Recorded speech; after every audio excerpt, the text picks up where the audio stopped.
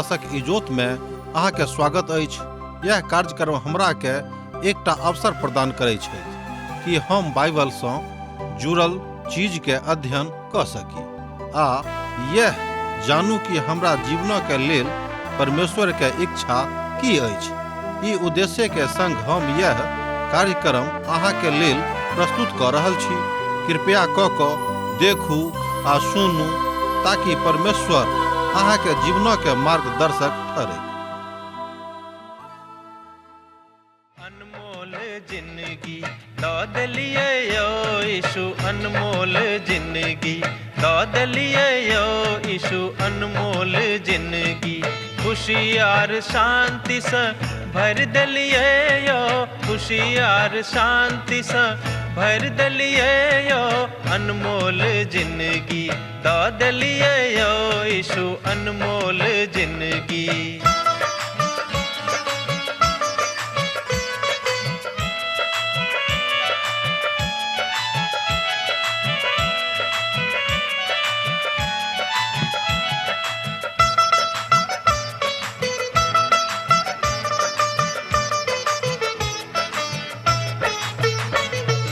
पाप आर दुख से व्याकुल छलो जखन, पाप आर दुख से व्याकुल छलो जखन, मृत्यु के आस में जीव छलो जखन, मृत्यु के आस में जीव छलो जखन, हमरा बदला में बलि भ गेलो यो, अनमोल जिंदगी दौद लिए यो यीशु, अनमोल जिंदगी।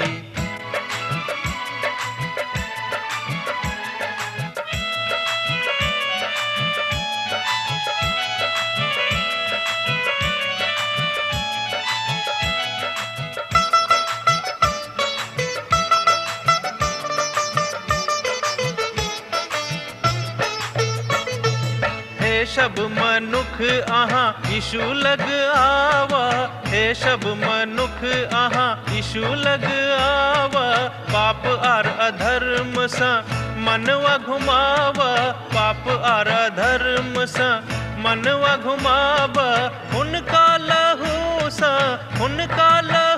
सा शुद्ध आहा भ जाए, अनमोल जिंदगी दौद लिए यो यीशु, अनमोल जिंदगी।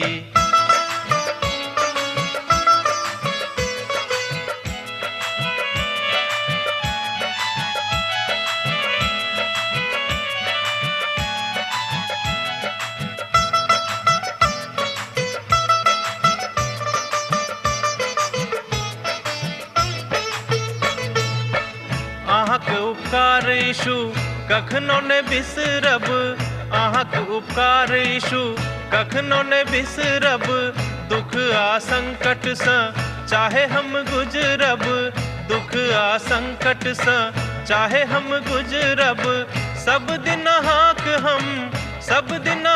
हम भजन करब यो, अनमोल जिंदगी दौद लिए यो यीशु, अनमोल जिंदगी। आशा के इजोत मैथिली कार्यक्रम में हम एक बेर और अहाँ के अभिनंदन प्रभु यीशु मसीह के मीठ आ पवित्र नाम से कह रहल छी। आजू के दिन हमरा सब योएलो के पोथी के आखिरी अध्याय के आरंभ करब, अर्थात आजुक दिन हमरा सब योएलो के पोथी के तेसर अध्याय के अध्ययन करब। तहन आउ एहि अध्याय के प्रथम पद के पढ़ कर हम चाहे छी जे अहाँ संगे शुरू करी। जो अहाँ लग पवित्र पोथी बाइबिल अछि त हमरा संगे अहूँ निकाल लिया। परमेश्वर जायत के न्याय करता है, कियाक तो सुनियो जाय दिन में और जाय काल में हम यहूदा और यरूशलेम वासी के बंधुआई से छोड़ा के लो आनब। योएल पोथी 3 अध्याय तकर 1 पद। एठाम परमेश्वर छोड़ावे के बात कर रहल छथि, एठाम परमेश्वर निकास के बात कर रहल छथि, एठाम परमेश्वर निकास निकाल रहल छथि। कियाक तो ओहि दिन में जे निहारैत छथि, कोन दिन? पेंतीकोस्तक दिन ने।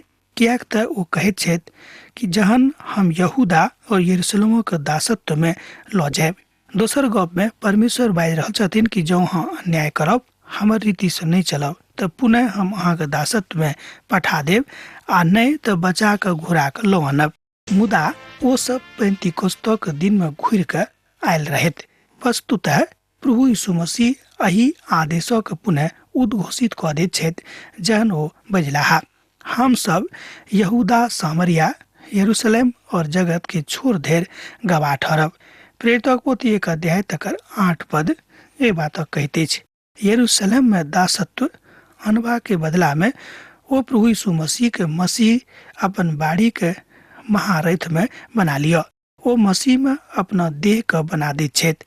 अहाँ के क्यों बाजि रहल छथि जे अहाँ धरती के छोट ने, मुदा अहाँ एहि धरती के बड़ पैघ छी, किएक तऽ प्रभु अहाँक संगे छथि। एहि समादक बता दियौ कि जे हम मृत्यु धरि अहाँक अगुवाई करब, किएक कि प्रभुक वचन अछि। सुसमाचार बड़ सामान्य लागैत अछि, तैं बहुत चतुर लोक एहि बात सँ वंचित रहि जाइत छथि, किएक तऽ हुनका मन में घमंड रहैत छनि कि सुसमाचार तऽ बड़ स्पष्टता के साथ उद्घृत कयल जाइत अछि। तहन ई अद्भुत सत्य जे हुनका जिंदगी में आबे के छनि, एहि विश्वास से बहुत लोग वंचित भऽ जाइत छथि, किएक तऽ हुनका घमंड रहैत छनि कि हम तऽ बहुत आराम से एहि बातक बुझि सकलहुँ हैं। एहि दुआरे ओहि बातक छोड़ि कऽ आगाँ बढ़ि जाइत छथि आ हुनका जिंदगी में उद्धारक के अनुभव जे विश्वासक साथ जन्म लैत अछि से हुनका जिंदगी में नहि आबैत छनि। यही बातक भविष्यवाणी हमरा लोकनि एहिठाम योएलक पोथी के आखिरी अध्याय में देख रहल छी। यह बात देखनाइ बड़ महत्वपूर्ण भऽ जाइत अछि। आ जहन जँ अहाँ बचावल गेल छी, तहन अहाँ एहि बातक चाहब जे सुसमाचार अहाँक द्वारा बाहर जायक। आ जँ अहाँ चाहैत छी जे हमर मित्रवर, तहन हम प्रश्न करब, अहाँ विश्वासक ऊपर अहाँक विचार की अछि? मुदा अहाँक विश्वास किएक विश्वासक काज में स्पष्टता के साथ झलकैत नहीं अछि? ओहि काल में हम समस्त जाति के जोड़ कऽ कऽ महा आदेशक तराई में लऽ जायब और ओतऽ हुनका संगे अपन प्रजा अर्थात अपन नीच भाग इस्राएल के विषय में जकरा ओ दोसर जाति में तितर बितर कऽ कऽ हमर देशक बाँट देने छथि, हुनका सँ मुकदमा लड़ब। योएलक पोथी तकर 3 अध्याय तकर 2 पद ए बात कहैत अछि। हम समस्त राष्ट्रक जोड़ कऽ कऽ आ हुनका सभक महा आदेश पातक घाटी में लऽ जाकऽ एहि घाटी यरूशलेम में अछि, तकरा हमरा लोग हुनका सभक देखायब जे ओहि घाटी के विषय में जाहि विषय में ठाम पवित्र पोथी में बताओल गेल अछि एखनो विद्यमान अछि कि नहि। और हुनका सभक लेल जे हमर लोक छथि आ इस्राएलक संस्कृति के लेल याचना करब। इस्राएली शब्द देश देश में छिटिया गेल छथि, अर्थात छिटिया प्रभु देने छलखिन, हमर भूमि के बाँटि देने छथि। यीशु मसीह के एहि धरती पर आबे से पूर्व विश्वासी सब हुनका सन्मुख में उपस्थित होयबाक लेल अर्थात न्यायक सन्मुख में होयबाक लेल ओ इनाम पौताहा कि ने एहि बातक विचार करबाक हेतु हुनका सभक मन विचार करबाक छनि। अतः ओ न्याय करता जे राज्य में सब प्रवेश करता कि ने। हमरा सभक लग में यह बड़ अद्भुत भविष्यवाणी अछि, मुदा ई बात खाली योएलक पोथी में नहि पावल जाइत अछि। योएलक लिखयवला जे प्रथम भविष्यवक्ता छलाह, मुदा समस्त भविष्यवक्ता एहि बातक विषय में बखान कयने छथि, बखान देने छथि। आखिरी भविष्यवक्ता में सँ सेहो जकरिया जे छलाह, ओ एहि विषय में बतौने छथि कि प्रभु यीशु मसीह अबैया छथिन और मनुष्य जाति के महा आनंद हुनक उद्धारक द्वारा मनुष्य जाति के जिंदगी में पूर्ण हेतै के एहि बातक ओ बाजने छथि। तनो बाजै छथि कि गीत गाओ और आनंद बनाओ हे सियोनो के बेटी, कियाक तऽ हम एहि द्वारा आयल छी। जकरिया पोथी तकर 2 अध्याय तकर 10 आ 11 पद में एहि बातक विषय में बाजल गेल अछि। आ ठीक योएल एहि बातक एहिठाम आरंभ सँ बाजि रहल छलाह और ई हुनका सभक महान आशा रहनि आ हुनका सभक जिंदगी में महान आशा चमकैत रहनि जे प्रभु अपन राजक स्थापना करबाक हेतु एहि धरती पर आबि रहल छथि, अबैया छथि और पवित्र आत्मा के समस्त जाति के ऊपर उंडे लऽ जा रहल छथि। वो सब तो हमर प्रजा बा चिट्ठी डालने छथि और एकटा लड़का के जे गलत काजक बदला में देने छथि, ओ एकटा लड़की के बीचक दाख मधु सेहो पीने छथि। योएलक पोथी तकर 3 अध्याय तकर 3 पद में हमरा लोकनि एहि बातक देखै छी जे बातक सत्यापन अहूँ पढ़ि कऽ कऽ सकलहुँ हैं।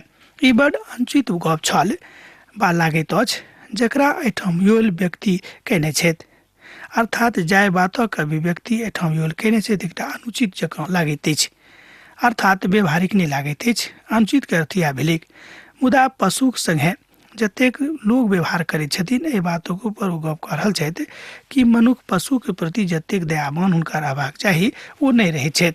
जे हमरा सभक पशुक संगे कोन तरहक व्यवहार करबाक अछि ओ सब तऽ जानवरक शिकार कऽ कऽ आ तकरा विनष्ट करबाक फेरामे छथि। एकर मतलब यह भेलै कि पशुक संगे सेहो परमेश्वरक बड्ड संवेदनशील विचार छनि। आ तहन हमरा लोग जानै छियै कि आजुक संसार में बहुत ठाम बहुत देश में पशु के शिकारक ऊपर प्रतिबंध लागल अछि। एहिठाम हमरा लोग एहि बातक देखै छी, एहिठाम योएल जे प्रभुक महान भविष्यवक्ता छथि एहि बातक बता रहल छथि कि हमरा सब पशुक संगे बड़ दुर्व्यवहार कऽ रहलहुँ हैं जे मनुख पशुक संगे करैत अछि, एखनो लागू अछि। ई तऽ हमर प्रथम प्रश्न छल। मनुखक पापक कारणे पशु अपन अस्तित्वक गमा रहल अछि। ई बात सत्य जे मनुखक पशुक संगे बहुत नीक व्यवहार करबाक चाही, मुदा मनुख पशुक संगे नीक व्यवहार नहि कऽ रहल छथि। एहि दुआरे पशु के व्यवहार सेहो मनुखक संगे बदलि गेल छनि, खराब भऽ गेल छनि। आजुक दिन में जे महादुष्टतापूर्ण गप अछि ओ अछि धियापुताक दिस। आ यह बात जे भऽ रहल अछि ओ हमरा सभक युवक सबसँ बेसी रचनात्मक गाथा अछि। हम किछु बरख पहिने एहि बातक अखबार में पढ़ने छलहुँ हैं जे एक स्त्रीक संबंध एक पुरुष सँ भऽ गेल रहनि आ ओ पुरुष ओहि स्त्री के बच्चा के पशुक जकाँ डंगाबैत छलखिन। आ ओ एहि बातक कहै छलखिन कि देखियौ हम कतेक नीक मर्द छी, किएक तऽ हम अपन पत्नी के रूप डंगाबैत छी। ई बड़ रचनात्मक गाथा नहि लागैत अछि। मुदा प्रभुक वचन कहियो एहि तरहक दुर्व्यवहार करबाक आज्ञा नहि दैत अछि। मुदा हमरा लोकनि जहन मनुखक संगे एहि तरहक व्यवहार कऽ सकलहुँ हैं तहन पशुक संगे कोन तरहक व्यवहार करबै। ओ तऽ आरंभ में बड़ नीक छलाह, मुदा जहन आखिरी में ओ तस्वीरक देखलाह तहन ओ एहि बातक एहिठाम गप कऽ कऽ बाजि रहल छथि कि मनुखक प्रवृत्ति कालांतर में कालांतरित भऽ कऽ बदलैत रहैत अछि। किएक बदलैत अछि? किएक तऽ हुनका मोन में परमेश्वरक डर, परमेश्वरक भय, परमेश्वरक नेह, परमेश्वरक दयालुताक जन्म नहि भेल रहैत छनि। एहिठाम युगक अंतक विषय में बताओल गेल अछि। अब सवाल अछि जे किएक आजुक युग में बहुत धियापुता घर सँ भागैत छथि। हमर विचार में एहि तरहक माता पिता जिनक धियापुता भागि गेल छथि घुटना पर आबि कऽ हुनका प्रभु से प्रार्थना करबाक छनि। किएक तऽ माय बाबू के जिंदगी जहन ठीक नहीं रहै छनि, धियापुता देख कऽ माय बाबू के निराश भऽ जाइत छथि आ घर से ऊपर आ जाइत छथि। मनोवैज्ञानिक अध्ययन सेहो एहि बातक दिस इशारा करैत अछि कि विशेष कऽ कऽ धियापुता एहि द्वारा घर से भागैत छथि किएक तऽ माय बाबू के व्यवहार धियापुताक संगे उचित नहि रहैत छनि वा हुनक बातचीत बड़ बिगड़ल रहैत छनि, नीक नहि रहैत छनि। प्रभु के सन्मुख में जाकऽ माफी मांगि कऽ अर्थात माफी मांगू, एहि बातक आवश्यकता अछि। जँ अहाँ माफी नहीं मांगबै मित्रवर तऽ परमेश्वर कहियो अहाँके माफ नहीं करता है। आवश्यकता अछि प्रभु के वचनक अनुसार पढ़नाइ, प्रभु के वचनक अनुसार आगाँ बढ़नाइ, प्रभु के वचनक अनुसार नित्य दिन प्रार्थना में रहनाइ आ जतेक खराब आदत अहाँक जिंदगी में अछि तकरा हेतु रोज प्रार्थना करनाइ कि हे प्रभु हमर अमुक अमुक खराब आदत के छोड़ा दिअ। आर बहुत लोकक बड़ पैघ आ बड़का बड़का खराब आदत छनि। प्रभु के बात जँ अहाँ मानै छी तहन अहाँ जँ प्रभु के डर में चलै छी तहन अहाँ एकटा नीक माता पिता होइब वा कहब आ प्रभुक आशीष अपन जिंदगी में रोज परिपूर्णता के साथ उजागर होइत सेहो देखब। अर्थात जहन अहाँ प्रार्थना के साथ आरंभ कऽ देने छी तहन प्रभु के वचन अहाँक जिंदगी में काज करत। किएक तऽ प्रभु जे वाचा मनुख जातिक संगे बान्हने छथि ओ कहियो एम्हर ओम्हर होबवला नहि अछि। हमरा लोकनि एहि तरह घटना होइत रोज संसार में देखै छी कि लोग अर्थात धियापुता विशेष कऽ कऽ माय बाबू से रोज झगड़ा करैत छथि। कारण की अछि कि आरंभ सँ जहिया धियापुता बहुत छोट रहैत छथिन ओही काल सँ माय बाबूक व्यवहार हुनका संगे नीक नहि रहैत छनि। तहन कालांतरित में अंकुरित होइत होइत ई व्यवहार दुश्मनी में परिवर्तित भऽ जाइ छै। हे सोर आ सीदोनो के और फलिस्तीनी के समस्त प्रदेश सब, अहाँके हमरा सँ की काज? कि अहाँ हमरा बदला देब? अहाँ मने हमरा बदला दिअ तऽ हम शीघ्रे अहाँके देवल बदला अहीं के माथा पर धऽ देब। ए बातक हमरा लोकनि योएलक पोथी 3 अध्याय आ तकर 4 पद देखै छी। हमरा लोकनि एहिठाम आखिरी अध्याय में अर्थात योएलक पोथी के आखिरी अध्याय में बातक देखै छी कि एहिठाम योएल बड़ व्यवहारिक भविष्यवाणी कऽ रहल छथि जे हमरा सभक जिंदगी में नित प्रति काज आबैत अछि। परमेश्वर कहै छै जे काल भऽ गेल अछि, समय बीत गेल अछि, मुदा हम सत में हुनका सभक ने बदलि सकलहुँ हैं। किएक तऽ अहाँ हमर सोना चानी लऽ लेलहुँ हैं और हमर नीक और मन भावनी वस्तु सभक अपन मंदिर में जाकर राखि देलहुँ हैं। और यहूदी सभक आ यरूशलेमी सभक यूनानी सभक हाथे एहि द्वारा बेच देलहुँ हैं जे ओ अपन देश सँ दूर कयल जायक। योलक पोथी 3 अध्याय तकर 5 पद आ 6 पद एहि बातक कहैत अछि।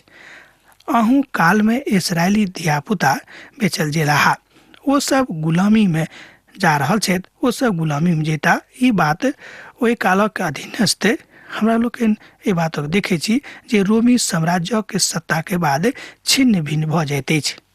एकटा महान इतिहासकार जे सार्वजनिक जिंदगी के महान इतिहासकार छलाह, ओ बाजैत छथि कि यहूदी सभक जिंदगी एमर उमर भऽ गेल छनि, अर्थात भऽ जेतनि, किएक तो अपन विधा सँ ओ अपन सत्यक बाट सँ फिर गेल छथि। एहि द्वारा सुनियोक हम हुनका ओहि स्थान से जतऽ आ अपना बाला छथि अहाँक हाथे तकरा बेच देलहुँ हैं। बजाय अर्थात पड़ल छी अहाँक देवल बदला अहींके माथा पर हम धऽ देब।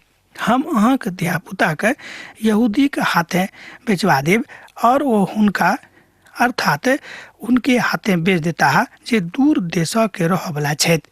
किएक तऽ यहोवा के एहि बातक बाजने छथि। दोसर गप में किएक तऽ यहोवा एहि बातक बाजने छथि। ये लोग पोथी 3 अध्याय तकर 7 पद और 8 पद में अहाँ एहि बातक पढ़ि कऽ सत्यापन कऽ सकलहुँ हैं। अर्थात एजेकेलोक देशक द्वारा सदोम और जाय भविष्यवाणी के विषय में हमरा लोग पवित्र पोथी में देखे छी। यिर्मयाह और यशायाह के काल में ई बात अक्षर से पूर्ण भऽ जाइत अछि, अर्थात पूर्ण भऽ गेल रहै। सोच गप में अहाँ बुझि सकै छी जतेक बातक भविष्यवाणी भेल छल ओहिमे से बहुत बहुत भविष्यवाणी पूर्ण भऽ गेल अछि कालक हिसाब सँ। आ जे बात अखन ओहि काल में नहि आयल अछि ओ भविष्यवाणी पूरा भेनाइ अखन बाकी अछि। जाति जाति में एहि बातक प्रचार करियोक, युद्धक तैयारी करियोक, अपन शूरवीरक उभारियोक। समस्त योद्धा नजीक में आबि कऽ लड़बाक लेल बढ़ेक, अपन अपन हलक फलक पीट के तलवार और अपन अपन हसिया के पीट पीट के बर्छी बना लिया। आ जे बलहीन छथि ओ सेहो कहेक हम तऽ वीर छी। ये लोग पोथी 3 अध्याय तकर 9 पद आ 10 पद एहि बातक कहैत अछि। अहाँ अपन हरक फलक पीट पीट के तलवार बना लिया और अपन कचिया के पिटवा के भाला आ बर्छा बना लिया। अर्थात हम सोचे छी जे ई पवित्र बाइबिल कहैत अछि अपन हरक फल से तलवार बना लिया। एहिठाम यहाँ नहीं बुझब कि पवित्र पोथी बाइबिल ही कहैत अछि कि अहाँ तलवार बना के लड़ाई करबाक लेल तैयार भऽ जाउ। एहिठाम आत्मिक युद्ध के गप भऽ रहल अछि, एहिठाम सांसारिक अदृश्य युद्ध के गप नहीं भऽ रहल अछि। सावधान रहब, एहि तरह के विचार मन में नहीं मानब कि पवित्र पोथी बाइबिल सेहो कहैत अछि कि तलवार लऽ कऽ युद्ध करबाक हेतु आगाँ चलि जाउ। एकटा उदाहरण अछि, एकटा दृष्टांत अछि। जाय दृष्टांतक दऽ कऽ पवित्र पोथी में प्रभु के महान वचन मनुष्य जाति के सिखाबैत अछि कि अहाँ के कोना के तैयारी करबाक अछि। एहिठाम आत्मिक युद्ध के तैयारी के विषय में बताओल गेल अछि। यशायाह पोथी तकर 2 अध्याय तकर 4 पद में और मीका पोथी तकर 4 अध्याय तकर 3 पद में एही बातक अहाँ देख सकै छी। अर्थात ओतो एहि बातक बखान भेटैत अछि। आ जहन मसीह अहाँके ऊपर राज करता है तहन कि अहाँ अपन तलवारक धारक प्रयोग कऽ सकलहुँ हैं। आ ताबे धरि अहाँके अपन खेत सुखा के रखबाक अछि आ तैयारी करबाक अछि, अर्थात तैयारी के आवश्यकता अछि। हमर विचार में हमरा सबक अपन बाड़ी के बचा के रखबाक अछि, अर्थात हमरा सबक अपन अपन घर के बचा के रखबाक अछि, जाहिसँ हमर प्रिय प्रभु हमरा सबक घर में आबि सकैत। अपन अपन राष्ट्रक तैयारी करबाक अछि, जाहिसँ हमरा सबक राष्ट्रक ऊपर परमेश्वर के महान कृपा दृष्टि होइक। किएक तऽ यह पैघ समाद अछि, अर्थात एहि खराब संसार के नीक करबाक अछि तहन प्रभुक संगे जेबाक अछि। बहुत बेसी खराब पशु बनि कऽ रहबाक जरूरत नहीं अछि, कियाक तऽ हमरा सब आजुक युग में ततेक खराब पशु बन गेल छी कि पशुओं के ऊपर तो छोड़ियो मनुखों के ऊपर दया करना बिसरा गेल छी। हमरा लोग एक घटना के होइत रोज रोज संपूर्ण संसार में देख रहे हैं। हमरा लोग जाने छी मनुख मनुख के मार देते अछि। आब अहाँ स्वयं बुझियो कि पशु से कम काज अछि। पहिल थिस्सलुनीके पोथी 5 अध्याय तक 3 पद में एही बातक बताओल गेल अछि। हमरा सब गोटे सावधान रहबाक जरूरत अछि, अर्थात प्रभु के महान महिमा के मनुष्य जाति के सन्मुख में प्रकट करबाक अछि आ समस्त मनुष्य के दयावान होयबाक आवश्यकता अछि, तकरा लेल प्रार्थना करियौ। मुदा वो बड़ खतरनाक छथि आरो अहाँ के वो बर्बाद कऽ देता है। के तऽ शैतान आ एक तरह के बाद राष्ट्र सेहो आजुक युग में बर्बाद भऽ रहल अछि। प्रभु कहैत छथि जे आजुक युग में एहन बहुत राष्ट्र छथि आ जहन लोग कहता जे कुशल अछि और किछ भय नहीं अछि तऽ हुनका ऊपर एकाएक विनाश आबि जेतैक। जाय तरह गर्भवती पर पीड़ा आओ कोनो रीति से ओ नहीं बचती ही। एहि बातक हमरा लोग पहिल थिस्सलुनीके पोथी 5 अध्याय के 3 पद में देखे छी। आजुक युग में जे विधा अछि ओहि बात से हमरा सब मनुष्य जाति के जे महानतम सभ्यता अछि तकरा में दुखक जे अंबार लाबि गेल अछि तकरा हटा सकलहुँ हैं। कियाक तऽ पिता परमेश्वर अपन वचन में बाजि रहल छथि कि आजुक युग में हमरा लोग एकटा प्रभु यीशु मसीह जी छथि अगुआ के रूप में जो ग्रहण करी तहन ई काज भऽ सकै छै। आजुक मजबूत राष्ट्र ई चाहैत अछि जे अहाँ अपन हलक फालक खूब नीक जकाँ बना लिअ, अर्थात तकरा से तरबार बना लिअ। ई बात शांति के दिस नहीं लऽ जाइत अछि। मुदा प्रभु वचन जहन कहैत अछि कि तकरा छोड़ि दियौ, अर्थात ओहि बातक कोनो जरूरत नहीं अछि, तहन ओ अहाँके महाशांति के दिस लऽ जा रहल छथि। जे शांति प्रभु यीशु मसीह मात्र एक छथि जे संपूर्ण संसार के दऽ सकैत छथि। एहि बातक तैयारी करबाक जरूरत अछि। आजुक युग में हमरा सब तैयारी के आवश्यकता अछि, कियाक तऽ हमरा सब बड़ खराब आ दुष्ट दुनिया में रह रहलहुँ हैं। हे चारू दिशक जात जातक लोग सब पूर्ति कऽ के और जौर के भऽ जाऊं, हे यहोवा आऊं अपन सुरवीर के ओतऽ लऽ जाऊं। जात जातक लोग उभरि कऽ चढ़ि जायक और यहोशापातक तराई में जायक, कियाक तऽ ओतऽ हम चारू दिशक भरि जाति सभक न्याय करबाक लेल बैसब। योएलक पोथी 3 अध्याय तक 11 और 12 पद एहि बातक स्पष्टीकरण करैत अछि। अपन पहाड़ी सनेश में प्रभु यीशु मसीह बाजने रहते जे ओ देशक न्याय करता है। ओ ओहि तरह न्याय करता है जेना ओ अपन लोकक संगे व्यवहार कयने छलाह। एतद हमरा लोग देखे छी कि प्रभु के महान गाथा हुनका सभक जिंदगी में पूर्णता के साथ होय भऽ रहल छनि, अर्थात हो वाला छनि। केओ कहता जे केओ खास छलाह, केओ नीक रहत नहीं, तहन कियाक केओ एहि रीति सँ न्याय करता है।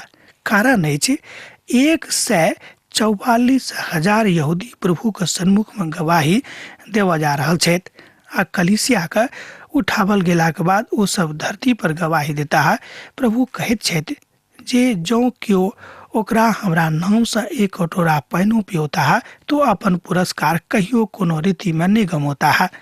बहुत लोग बुझैत छथि जे माफ कयला सँ हुनका खाली घाटा होइत छनि, कोनो फायदा नहीं होइत छनि, कियाक तऽ तात्कालिक फायदा हुनका नहीं भेटैत छनि। एहि बात से लोग बड़ दुखी भऽ जाइत छथि आ तेँ माफ करबाक लेल तैयार नहीं होइत छथि।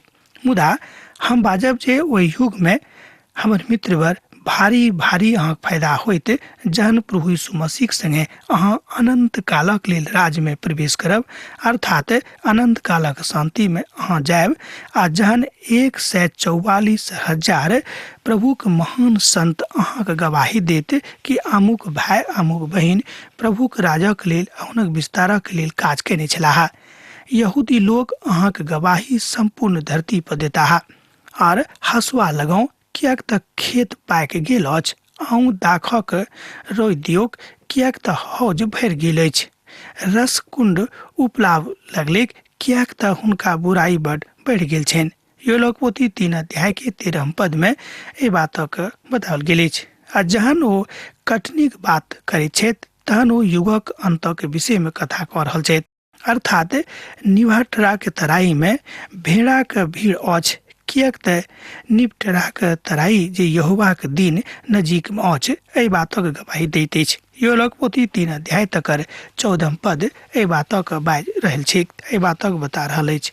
अब अहाँ से एहिठाम हम विदा लेब, कियाक तऽ अहाँ से विदा होय के हमर बेरा भऽ रहल अछि। हमरा विदा दिअ। यीशु के नेह अहाँ के जिंदगी में बनल रहे। आमीन। हमर विश्वास अछि कि ई कार्यक्रम अहाँ के लेल लाभदायक सिद्ध अछि। हम चाहै छी कि अहाँ अपन आशीषक के हमरा संग साझा करू। जँ अहाँ के नजीक बाइबल सँ आ जीवन सँ संबंधित कोनो प्रकार के प्रश्न भऽ सकै अछि तऽ अपन समस्या के लेल प्रार्थना करबा के लेल जँ चाहै छी तऽ हमरा फोन नंबर पर जरूर संपर्क कऽ सकै छी। परमेश्वर अहाँ सब के लेल एकटा सुंदर, सुखद, आनंदित दिन प्रदान करैक।